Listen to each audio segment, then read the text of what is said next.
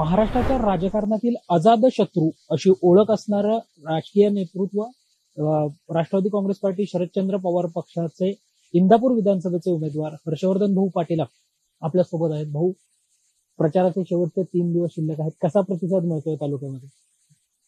नाही, प्रचार आता अंतिम टप्प्यात आलेला आहे आणि इंदापूर तालुक्यातल्या सुज्ञ मतदारांनी आणि जनतेनं ही विधानसभेची निवडणूक ही जनतेच्या हातात गेलेली निवडणूक आहे आणि त्यामुळे जनतेनं ठरवलेलं आहे की ह्या तालुक्यामध्ये ह्या विधानसभेच्या निवडणुकीला बदल करायचा आणि निश्चितच आदरणीय पवार साहेबांचा पाठिंबा असल्यामुळे आणि गेले 10 वर्ष जी निष्क्रिय कारकीर्द झाली आणि प्रामुख्यानं आमच्याकडचे बरेचसे काही कार्यकर्ते पदाधिकारी ज्यांना आम्ही 20-20 वर्ष पद दिली ते सगळे असे बरेचसे कार्यकर्ते मला सोडून गेले आणि त्यामुळं एक एकटं पाडण्याचा प्रयत्न माझ्या बाबतीत काही आमच्या विरोधकांनी केलेला आहे.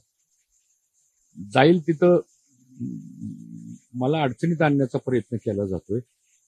त्याचबरोबर एकदा हर्षवर्धन पाटलाला संपवा, मग हा तालुका आपण आपल्या मनाप्रमाणे आपण चालवू शकू, अशी काही व्यूहरचना आमच्या विरोधकांनी माझ्या बाबतीत केलेली आहे आणि त्यामुळं आमच्या कुटुंबामध्ये प्रॉब्लेम निर्माण करण्याचा प्रयत्न चाललेला आहे, आमच्या पदाधिकाऱ्यांच्या मध्ये प्रॉब्लेम निर्माण करण्याचा प्रयत्न चाललेला आहे आणि एकंदरीत मला एकटं पाडण्याचा प्रयत्न केला जातोय. आणि ही सगळी जनता, मला विश्वास आहे की काही लोक जरी मला सोडून गेली तर इंदापूर तालुक्यातली जनता ही माझ्या पाठीमागे ठाम उभा राहील, हा एक विश्वास वाटतोय मला आणि त्या जोरावर उद्याची निवडणूक मी जिंकेल.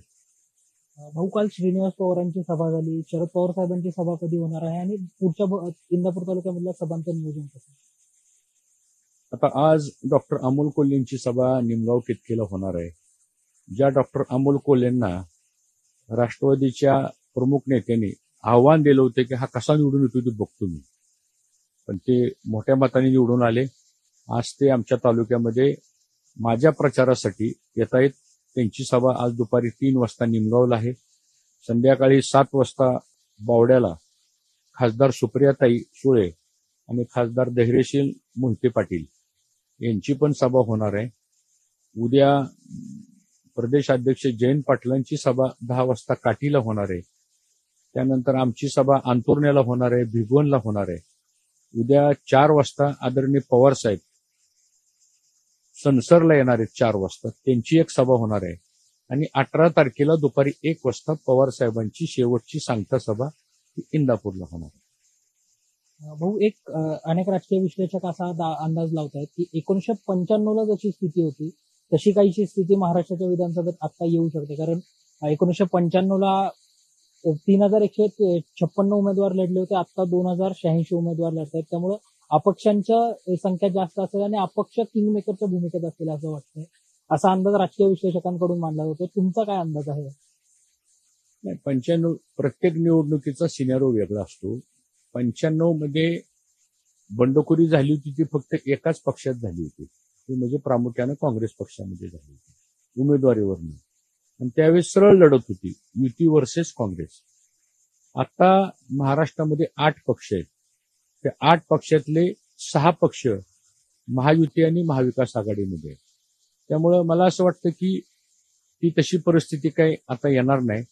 महाविकास आघाडीचं जे कॉम्बिनेशन झालेलं आहे ते कॉम्बिनेशन परफेक्ट आहे आणि ते कॉम्बिनेशन झालेलं असल्यामुळे पवार साहेब, राहुलजी गांधी, उद्धवजी ठाकरे, अरविंद केजरीवाल आणि बाकी छोटे मोठे पक्ष, हे कॉम्बिनेशन जनतेला आवडलेलं आहे आणि जनतेचा विश्वास या महाविकास आघाडीवर आहे.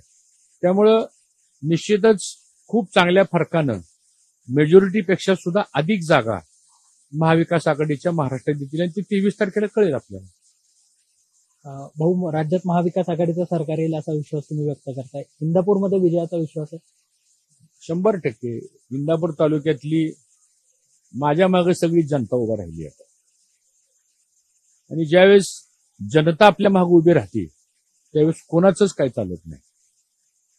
आणि मी 40 वर्ष कसा वागलो, माझी 40 वर्षामध्ये प्रतिमा कशी आहे, मी माझ्या 35 वर्षामध्ये मी कधी कोणाला शिवीगाळ केली नाही, कधी शिवराळ भाषेत बोललो नाही, कधी मी कोणावर अन्याय केला नाही, मी कधी कोणाची घरं फोडली नाही. मी कधी कोणाला खोट्या नाट्या केसेस केल्या नाही. मी कधी कुठलं खुनशी राजकारण केलं नाही. जे करायचे ते सरळ मार्गाने देगा उसका भी भला न देगा उसका भी भला अशा भूमिकेतून श्रद्धा और सबुरी हे माझं राजकारणामधली काम करण्याची पद्धत होती. त्यामुळे आता माझ्या मागे जनताच आहे, दुसरं कोण माझ्या मागे नाही, आणि पवार साहेबांचा आशीर्वाद. ह्या दोन गोष्टी असल्यानंतर मला वाटतं विजय 100% जनतेचा विजय होईल. माझा विजय म्हणजे इंदापूर तालुक्यातल्या स्वाभिमानी जनतेचा विजय. एकंदरीतच माजी सहकार मंत्री आणि राष्ट्रवादी काँग्रेस पार्टी शरदचंद्र पवार पक्षाचे इंदापूर विधानसभेचे उमेदवार हर्षवर्धन भाऊ पाटील यांच्याशी आपण संवाद साधला. आपली निवडणूक जनतेने हाती घेतली, त्यामुळे आपला विजय निश्चित आहे असा विश्वास हर्षवर्धन भाऊंनी व्यक्त केला. कॅमेरा पर्सन हर्षवर्धन मुजुमदारसह संकेत देशपांडे, टॉप न्यूज मराठी, इंदापूर. 288 जागा, हजारो उमेदवार.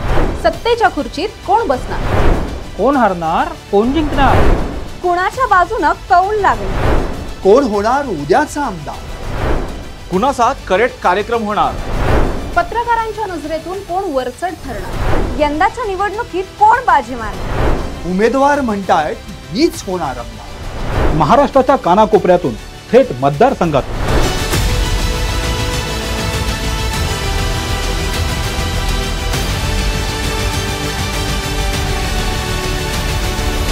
टॉप न्यूज मराठीची संपूर्ण टीम विधानसभेसाठी सज्ज. पहा कोण होणार आमदार.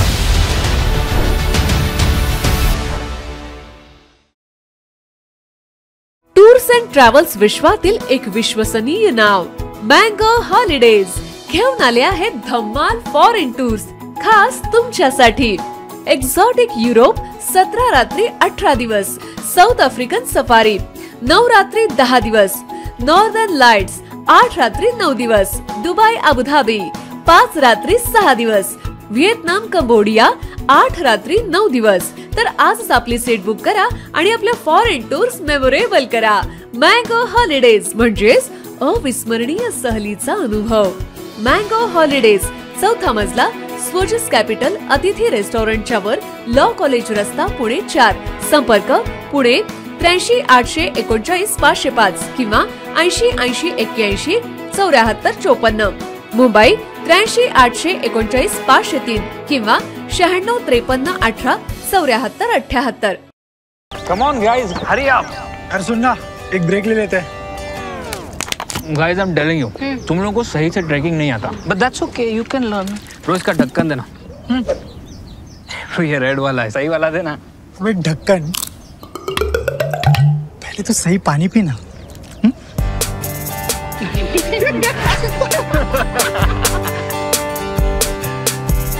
Manikchand Oxyrich, proudly Indian.